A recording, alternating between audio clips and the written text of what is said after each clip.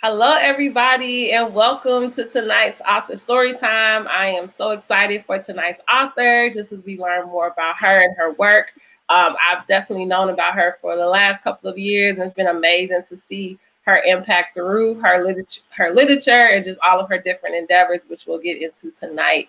So, as you see at the bottom, it says author story time with Kenyatta Scott. You are going to not only get to learn a little bit about her background, what inspires her writing, but what I love the most is when we have our live readings from the author, because it's nothing like hearing their words from them. So as you come in, say hello, share this live. I have my own curated questions, but of course, as you all come in and share questions and comments, I will share them with her as well. And again, this is a family night. So come in, we're going to learn, we're going to read. It's going to be a great time. And it's pre-Juneteenth Eve. So we're going to definitely talk about how it's so important to have books that represent us. So let's go ahead and jump on into the introduction. So as I said, we have Kenyatta Scott. Hello, Kenyatta. Hi, Jarima. How are you? I am awesome. And so I love for you to just share a little bit about your background. Tell the viewers, those I see people coming in, just a little bit about yourself. Sure. My name is Kenyatta Scott. I am a Chicago native, born and raised here. And yes, I'm the author of the Violet book series. I'm also an educator as well as a home health provider, teaching families and children about literacy as well as parent education courses. So that is my background. I am Ivy League. I am the second oldest of 7 children. So I come from a large family, to my mother and father, and the books have been featured all over the nation. They're carried in bookstores. They've been on the news. I've been featured on the news, and it is just such a blessing to be able to be here today, sharing the powerful work that I'm doing and hoping to do always through the Violet book series. The series is a morally based book series with a focus on making doing the right thing fun. The series also works to combat the mass stereotype that fathers aren't available in communities of children of color by having Violet and her little brother Derek learning all of their life lessons from their dad. So the book series seeks to not only teach life lessons, through the stories. It teaches life lessons through the stories, but it also seeks to break down stereotypes, build self-esteem in children, and definitely also to show us in such a powerful light. Like, we know imagery is everything. Yeah. And so allowing children to feel proud of who they are, their background, where they come from, and such a positive light. So that's why I am seeking to do this. And that's what I've been doing so far for the last 5 years now. Awesome. So you said a lot that we're definitely going to unpack, but I loved it because it really goes to just the beginning. So having this powerful series of books that are out here, of course, remixing narratives and allowing us to see ourselves in positive light. What led you? Like, when did you start writing? Like, when did you start writing, like, your first book? What made this come to a reality? In the Violet book series, or first book ever? Let's do both. So let's say the first book ever. First book ever was at 6 years old. And the only reason I remember it is because my mother was so proud of it that she put it up on her dresser. And that is my memory of that book. But I just remembering doing something that made mom happy, honestly. And so that stuck with me. First book in the series was written, I want to say, in 2016. Okay. And maybe beginning 2016. And then it was released to the public towards the end of 2016, going into 2017, I do believe. So I know you talked about just a lot of the things that you're, going after showing in the book series. But what was the inspirations? Like, what made you say that this mattered to be, like the representation of the father being the main voice throughout the series? And, what inspired you to even want to start going into this endeavor? That's a great question. I think this kind of organically happened. One, I'm a daddy's girl. And so showcasing fathers kind of organically happened, where I really thought about the fact that I don't see too many books written by us, for us, that show the impact of fatherhood. And we got Yep. Father's Day right around the corner. Yep. It shows the impact of fatherhood on children, on little girls, like, telling it from a woman's point of view, a Black woman's point of view, and sharing some of the stories and life lessons. I think that it's important as a Black woman to showcase our men as not just providers and protectors, but showing that men are also nurturers and teachers as well. So breaking down those gender stereotypes also, that say men are only this one thing, right? And really highlighting the totality of the role of the father inside the family unit, how much of a role he plays and how important that is. I have had some of my friends that read it who didn't have their fathers around, that saw themselves in Violet, saw themselves in the story, and really said that they wish that they had had a dad like Violet and Derek has. So they're able to live through that. And similarly, likewise, I would say, growing up in a two-parent household, there are people who will think like, oh, everything's fine because they were both there. But I really do believe that some of even my own dreams are lived out through Violet in the stories, as far as for some of the things maybe I wish that I had, even with, a dad. Yeah, that's powerful. So you have this idea, you're like, okay, let me put this pen to paper. How difficult was it completing the first book in the series? It wasn't difficult at all because it is a work of faith. I didn't really set out to do this per se. That's why when I say like, oh, it just happened organically and it just kind of snowballed and just evolved in this way, how the book series even like really came to light was through prayer. Me sitting down and saying, okay, God, I'm doing this work for the kids and for the community, going and doing home health, providing these services in predominantly low income neighborhoods for Black and brown families. And I'm happy. However, I feel like there's more you have for me to do. And so in prayer, God said, I told you to start writing. So me being obedient, I said, well, okay, I'm going to write. Sat down at the computer, first story flowed out of me in 30 minutes. Wow. First book in the series. And so then I closed the laptop and I said, okay, God, I did what you told me to. Because I literally did it to be obedient.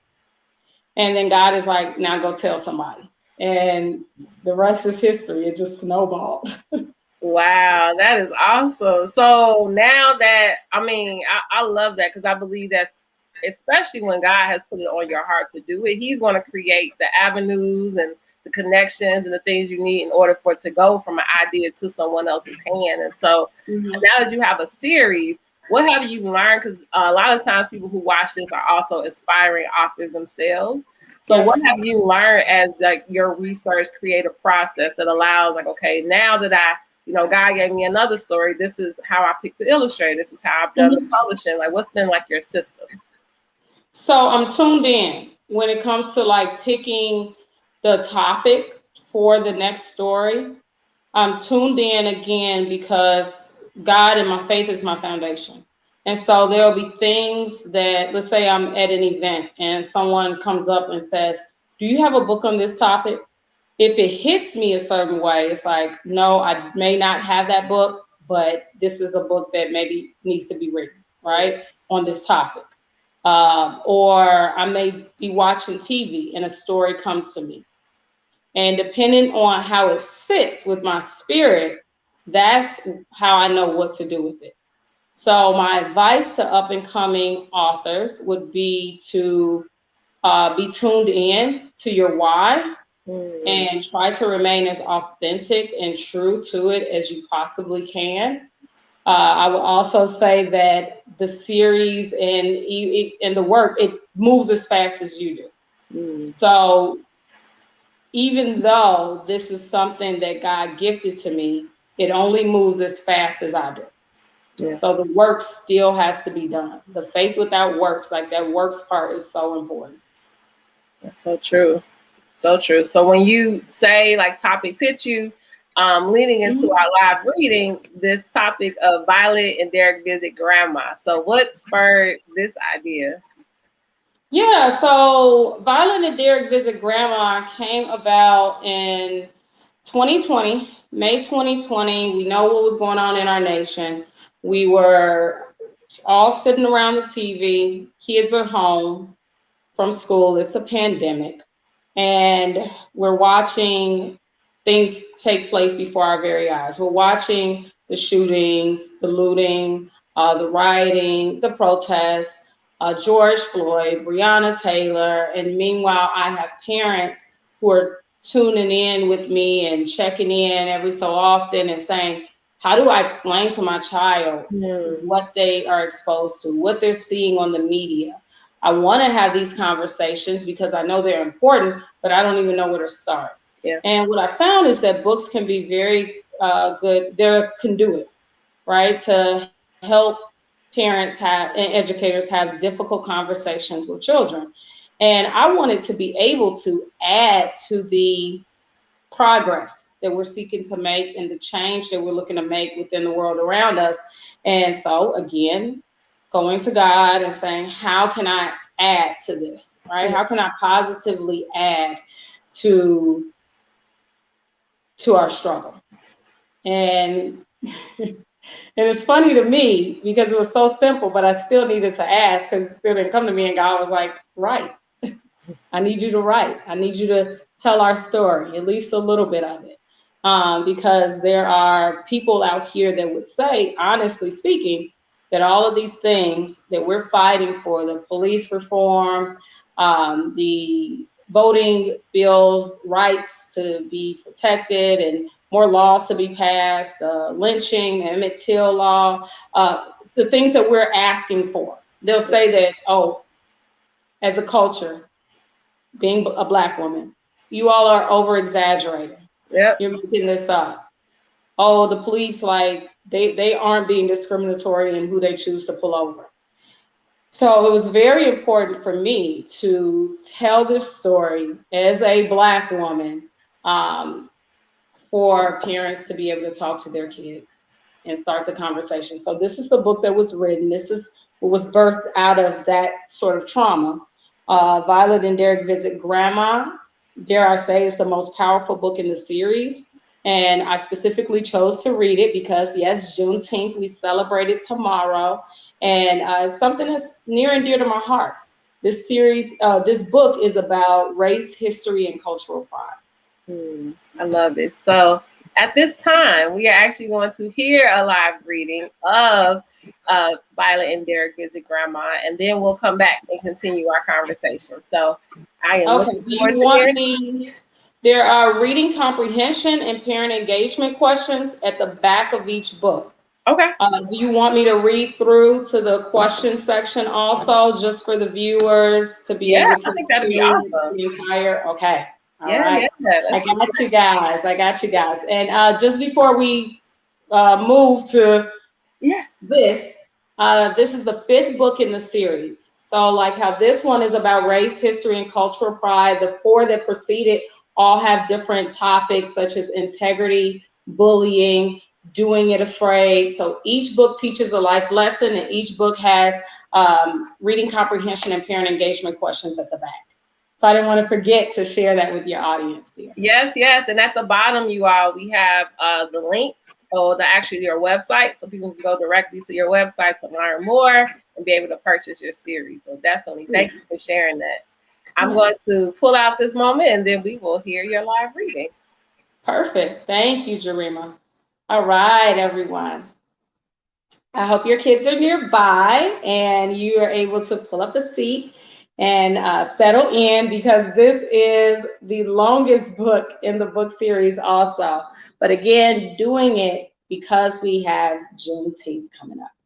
So Violet and Derek visit grandma, and you get the entire voice, everything I do for the children when I go out and do the book readings at daycare, schools, different facilities. Okay.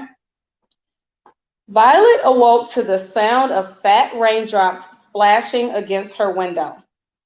She lay in bed, quietly listening to the rain. She loved doing this. It reminded her of how Mommy said the sky was both crying and cleaning the earth at the same time, washing it. She smiled, thinking of her mommy, stretched her arms, and got out of bed.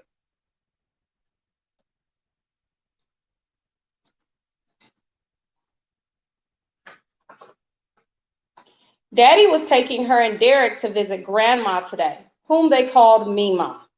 Violet loved her Mima very much, her mommy's mom. Every time she visited Mima's house, she could smell the gingerbread baking when she walked through the door. Mima always got a head start on making the gingerbread cookies.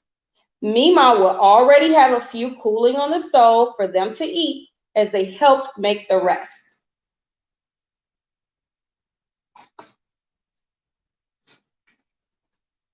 Violet ran into Derek's room to wake him up.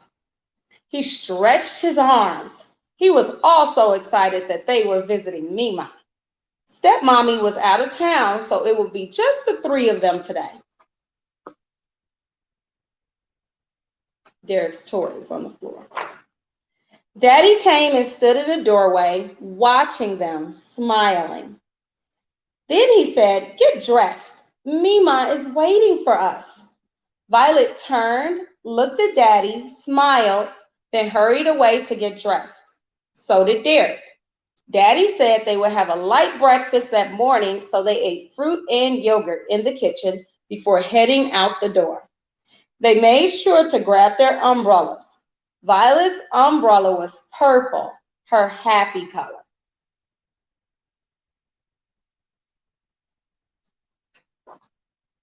Violet climbed into the back seat of the car next to Derek. She asked Daddy, "What will we do at Mima's house today besides make cookies?" Daddy said they would just enjoy spending time with Mima, doing whatever she wanted. That if it stopped raining, maybe they would go play outside. Violet knew she would be happy either way because she loved visiting Mima.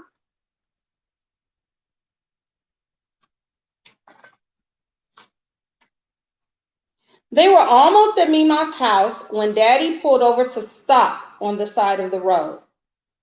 Violet was laughing at something funny Derek said, so she didn't notice at first that they stopped. She saw Daddy simultaneously roll down both windows to the car and, keeping his hands firmly planted on the steering wheel, he spoke to Violet and Derek.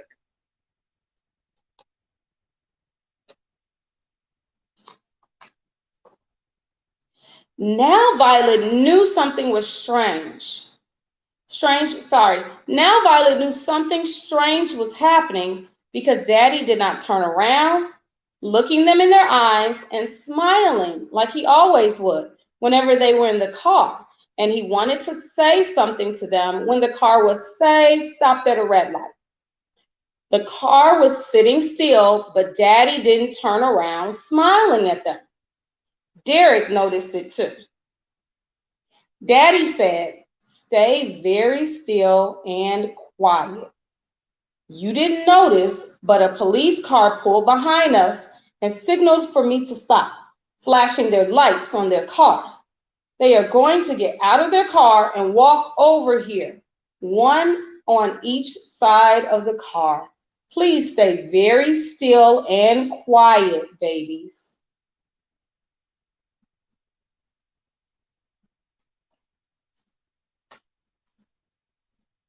Rain splashed into their car from where Daddy opened the front windows. Violet watched Daddy very closely. He sounded calm, but she could tell that he wasn't being his usual happy, relaxed self. Violet wondered why, if it was because of the police officers. She learned in school that police officers were the nice people who kept you safe.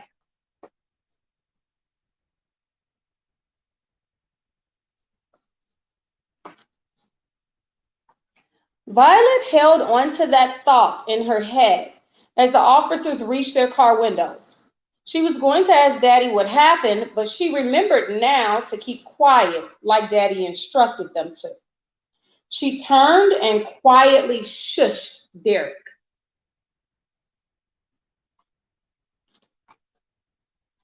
Violet watched the officer ask Daddy for something. Daddy asked if he could move to get it, letting the officers know that he had his children with him in the back seat. The officers were standing in the rain. One looked in the back at them and smiled. The other said that Daddy could relax, that it would be okay. Violet saw Daddy relax some. Daddy asked why they stopped him.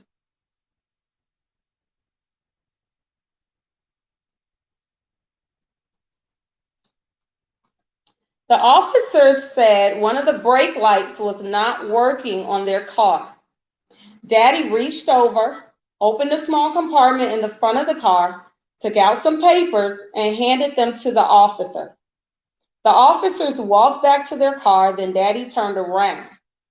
He smiled, telling them they were doing a great job and saying the police officers would be coming back to their car.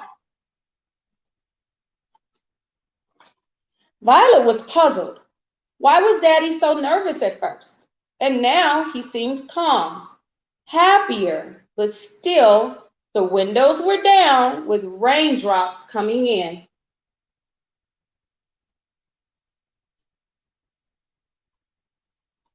The officers came back and handed Daddy his papers. Violet heard the officer say something about no ticket but a warning. The officers were smiling. Daddy smiled, thanked them. They waved at Violet and Derek in the back seat and said for Daddy to have a good day. As Daddy rolled up the windows, Violet heard Daddy heave a sigh of relief. They started driving again towards Mima's house.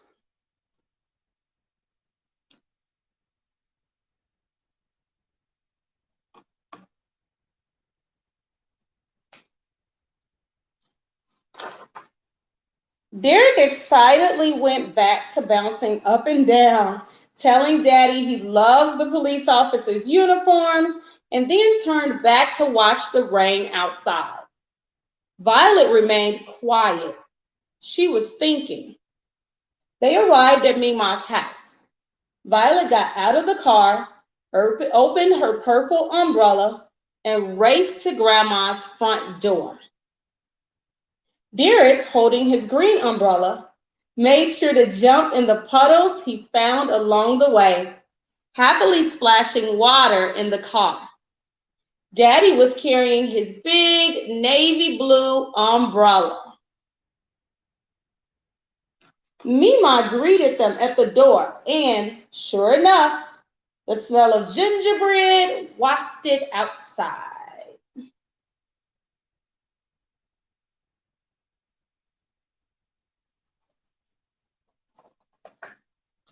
Turn this page. Stuck a little bit. All right. Derek barely remembered to toss down his umbrella before he raced to the kitchen to grab a cookie. Violet moved much slower to take off her things and go sit on the living room couch.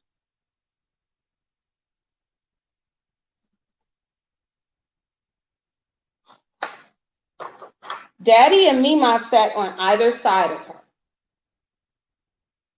Violet was still thinking about it, so she asked Daddy, "Why did you respond that way when the police stopped our car?" Now Violet had both Daddy and Mima's full attention. Daddy replied, "Well, people that look like you and I, with beautiful brown skin, have a history with police that goes back to, well, before you were born." That knowledge, what my daddy had to tell me about the police and how to respond when talking to a police officer, informed what you saw me both say and do today.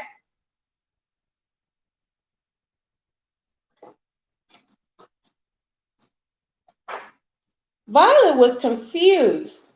In school, we were told that the police are the good guys who protect us from the bad guys. The police officers were nice.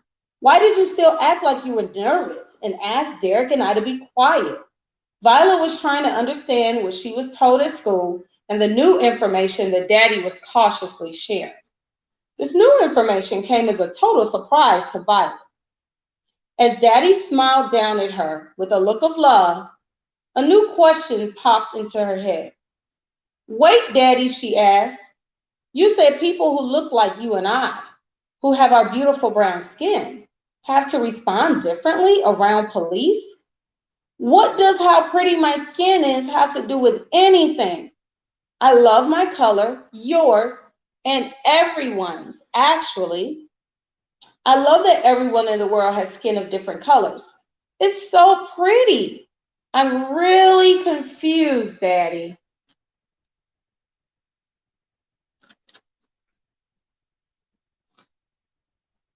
Mima had been quietly listening.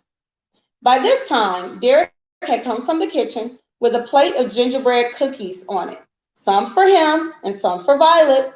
He set the plate of cookies on the table in front of them. He quietly climbed up on the seat. He quietly climbed up on the couch, sitting between Daddy and Violet.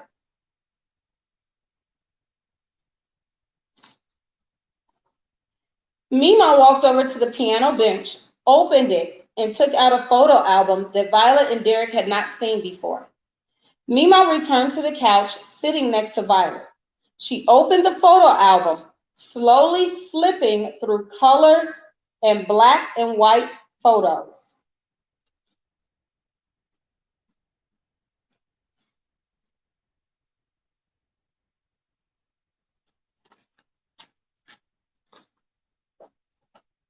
Mima spoke.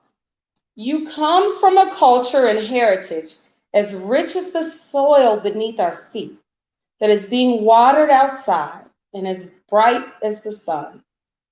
Our ancestors, meaning the family members who were born and died before you, were strong, beautiful, and brilliant.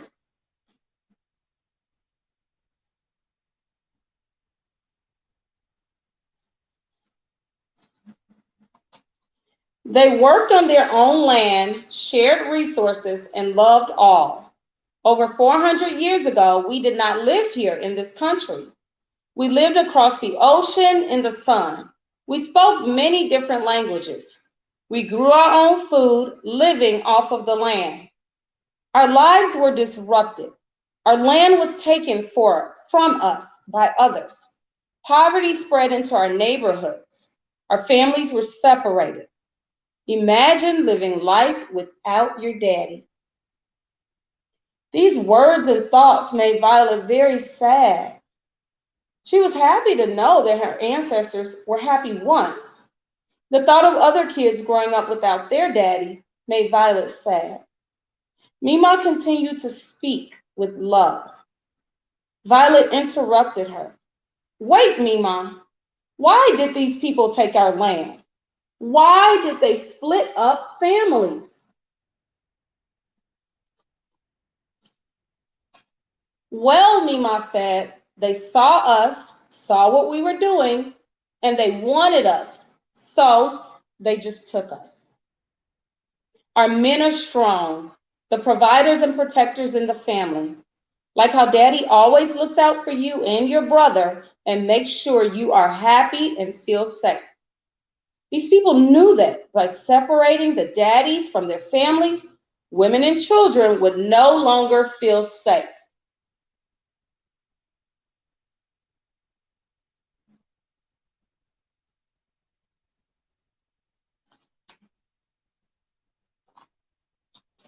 Derek spoke up. How did we get here, Mima? Mima said, on boats mostly.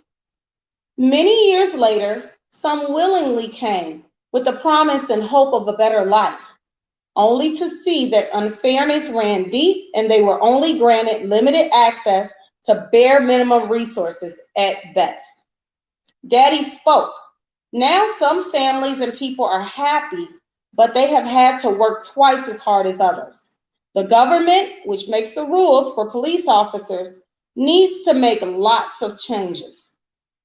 I was nervous and instructed you all, who I love, on what to do and not to do. Yes, because of the color of our skin and how the police sometimes respond to just seeing me without even knowing who I am on the inside. It is not right.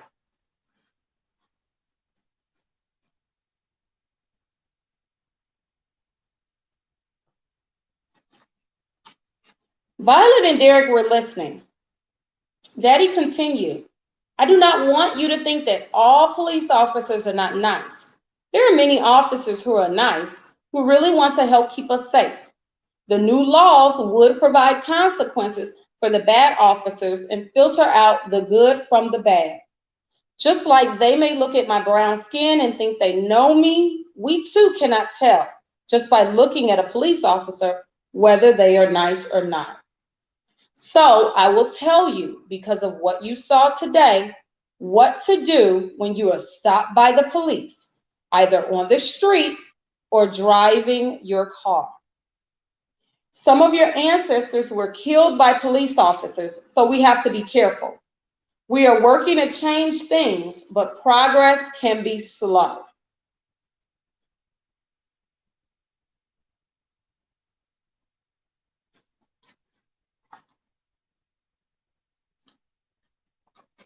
Mima said, the most important thing I want you to know is how special you are. You are born from a strong group of people, talented and brilliant beyond measure. Love all and do not judge someone based upon the color of their skin. Speak up and out when treated unfairly. Be proud of who you are. That is called having ancestral and cultural pride. You have skin that was kissed by the sun. Tell me something amazing about you, Grandma said. Violet smiled at Mima's request. She was still thinking about everything they said. She knew she would have questions later, and she knew that it would be okay to ask Daddy anything. For now, Mima's last words made her feel warm inside. She was kissed by the sun? She replied, I love making toy airplanes with Derek, and when we go roller skating, I stand up for kids who aren't being treated nicely. Mima and Daddy had big smiles on their faces. Daddy said, I love that, Violet. You are great at sharing, and you speak up when you know something isn't right. That is amazing. Derek said, I brought gingerbread cookies for Violet. Everyone laughed. Derek is 3 years old after all. Mima said, Derek, I love how thoughtful you are. That is amazing.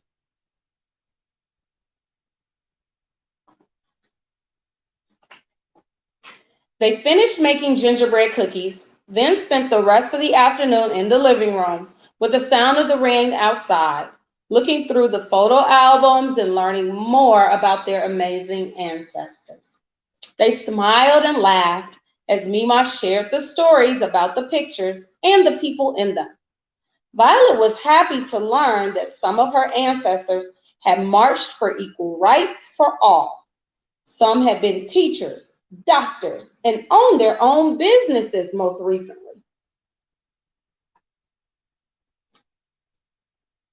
Violet saw this and was more determined that she could both be and do whatever she worked hard to become.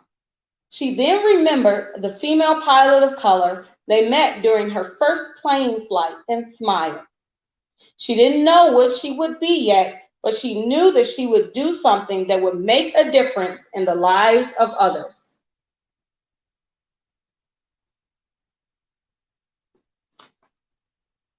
She would always speak up and speak out. She would not believe that all police officers were bad. She would behave as Daddy would later instruct her to around police officers. She would not judge people based upon the color of their skin. She would love all. She was, after all, kissed by the sun itself. She also knew that her daddy, Derek, and Mima will have many more conversations like this. Violet looked up from the photo album and realized it had stopped raining and the sun was shining. They could now go outside to play. Today was a great day after all.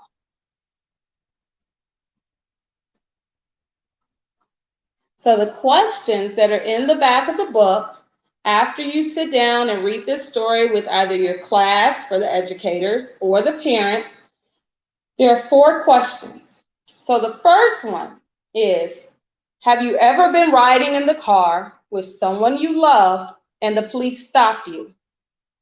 What happened? Were they nice? Question number 2, what is something that you know about police officers? Who told you about police officers? Question number 3, what is something that you love about yourself? What is something that you love about your family? And number 4 is more of a activity. Find out about your race and history. Have conversations with your favorite parent or grandparent and learn about your culture. And in the very back of this book, I have a picture of myself and my Mima. So it is on purpose that Violet and Derek call their grandma Mima. I am in this book paying homage to my ancestors and my grandmother, who we call Mima.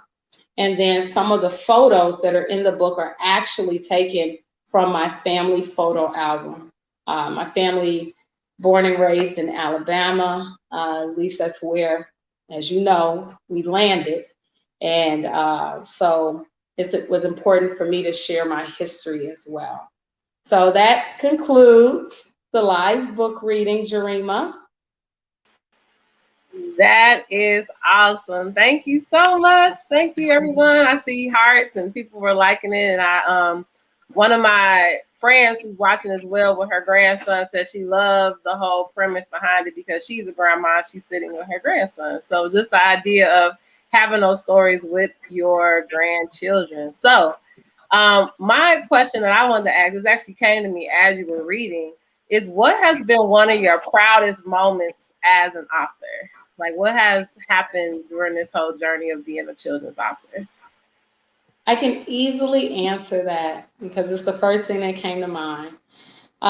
So the 3rd book in the series is Violet and Derek Go Roller Skating. And that book is about bullying and the importance of boys in particular sharing their feelings. Also, I have a psychology background, no surprise, right? Like, I didn't leave enough school for other people. But so I pull in like my mental health background there.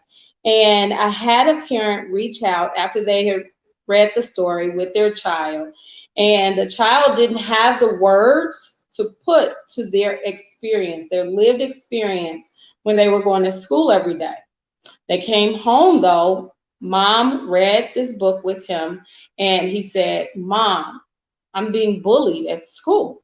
And Mom was like, what are you talking about? But because of this book, she shared that then her son, when they were going over the questions at the back, he's able to share with her his experiences. She set up a meeting with the teacher and lo and behold, found out that yes, he was being bullied. And she said, thank you so much for writing this story, for giving the vocabulary to my child, for creating a safe space. And also with this book as well, a girlfriend, she said that her son was reading the book. They were using it for like story time. She's doing the dishes. He's at the kitchen table and he's reading. He's 6. And then he looks up in the middle of the story. He was like, Mom, all police are bad. And she turns around because she said that she didn't know that that's what he thought about police officers.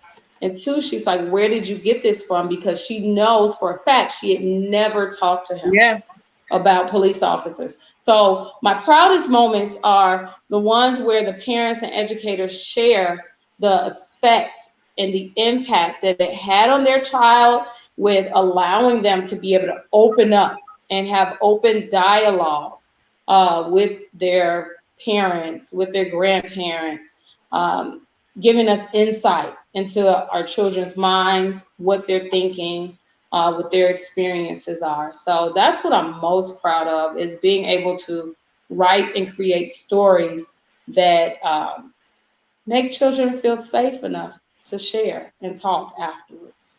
I love it. And I love the fact that it not only gives a, like you said, that conduit between the parent and the child, for the parent to introduce some, like, sometimes heavy topics and how can I approach it, but vice versa. The kid is able to be like, that's what I've been trying to say, or that's what, I feel. And so I think that is so powerful, as you said, like literature. I believe it opens the world up to us, but it also helps us to explain the world we're currently living in. Kids sometimes like have emotions. And so even as you're sharing, I'm just seeing how all of the different pieces of you are evident in your work as well, because kids want to have that language and how to say it. And just being able to have your literature is definitely, I think, beyond just the representation, it allows children to have a voice, right? I agree. You can't share what you don't know, in the sense of, what do I call this experience that I'm having? Or I know that this is what I'm seeing on TV, and I believe it to be true about the police because no one's told me otherwise. Yeah. Things like that. Yeah, absolutely. So just there's so much power behind words, communication, conversations. So being that bridge, right? Mm-hmm. It means a lot. It means a lot, and it is a responsibility that I do not take lightly. That's wonderful. So as we're coming towards the end, I always love to ask, like, what do you desire next? Like, what do you see for the Violet, book series? Like, what is your dream for next in this career of like being a children's author? Well, the dream would be for the books to literally take on a life of their own, for them to be experienced, felt, read, processed, and loved on by everyone. For other races, I've definitely, especially this very powerful book, I am sharing it with other races and telling them that they need to check this out, because it really does tell our experience. I'm sorry. It really does get to the heart of the matter when I'm talking about a father. Yeah. Right? And being pulled over by the police and having your children in the back seat. That's a shared experience that all parents, we know what it means to love our children. But now let me tell you what it feels like as a Black person. Yep. Right? And so to have something that's culturally diverse, to give people a window into like our world, and for it to just be felt, experienced, and seen by all. Yeah. Well, Anyone out there that has schools, organizations, the books are available in bulk. You see I have apparel, like any and everything. But ultimately, that's the main goal, is to get the word out there, where it's something that shares our voice. Yep. With others. Yeah. I love it. Thank you at the end of every author story time, depending on the time of year, I have a closing. And so the closing I have for today, you actually alluded to it, is words of affirmations. And I'm really big about the words we speak, and just even the words we speak to children, words we speak to ourselves.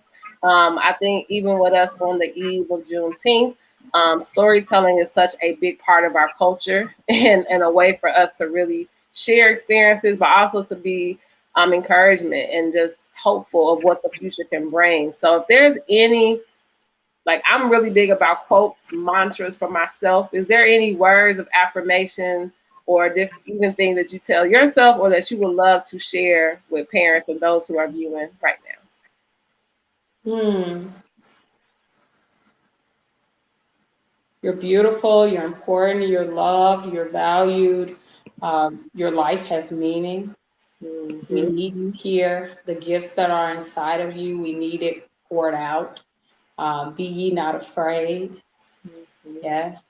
Um, just to go forth and do good works. We need to be able to spread love, spread more love, be kind to one another, and always assume the best. Assume the best before assuming the worst, and see people's heart. Truly do. I think that that would clear up a lot of confusion, misunderstandings.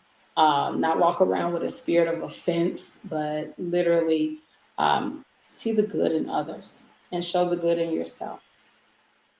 I love it. I love it. Well, Kenyatta, I just want to say thank you. Thank you for blessing us with your beautiful spirit, your words, your books. Just even I feel blessed, like sitting back listening to your Aw. stories. I love my grandmother. Like I actually love sitting at the feet of elders. Like I mean, that's the best seat for me. I love speaking to older people because I just feel like they impart so much wisdom and just such a comfort of home when you're around them, right? And so you reading that story was very comforting. I think that around this time, it's important that we have that sense of family and comfort. And so at the bottom, you all, as you see, is the link and just the website to get the whole series. Please get it. If you are an educator, add it to your classroom library. If you are a parent, add it to your home library. If you are just gifting another family member during this time, I think this is a perfect series to add to your children's. As we talk about speaking life, giving them books that's going to speak life into them and encourage them is what they need. So I just want to say thank you again for taking time out on your Friday to speak with me and to our audience. Oh, thank you so much, Jarima. I'm so proud of you and everything that you have accomplished. You really are seeking to give authors such as myself a platform, sharing our gifts with the world around us. That means a lot to me. So keep doing what you're doing. I'm both humbled and honored to be here. So I Thank thank you again. you. Thank you. Until we see each other again, Yeah, you know, I have 4 more books. So if ever you want me to come back on and read another one, I've got you. you need to read all of them. Y'all You just know, let me us know. Just let Chicago me know girls, the we gotta stats. stick Yeah. together. And then I'm opening my bookstore so we can do an in-person reading with the family Okay. What's the location of the bookstore? in Roseland on 110th in Michigan. Let me know. Grand opening, and I'm there. I loved it. Thank you. Thank you. Thank You're you. welcome. We'll I'm be in so touch. proud of you. Thank All you. right. Bye. Bye, everyone. Thank you again. Thanks for your support. Yes, yes. Take care.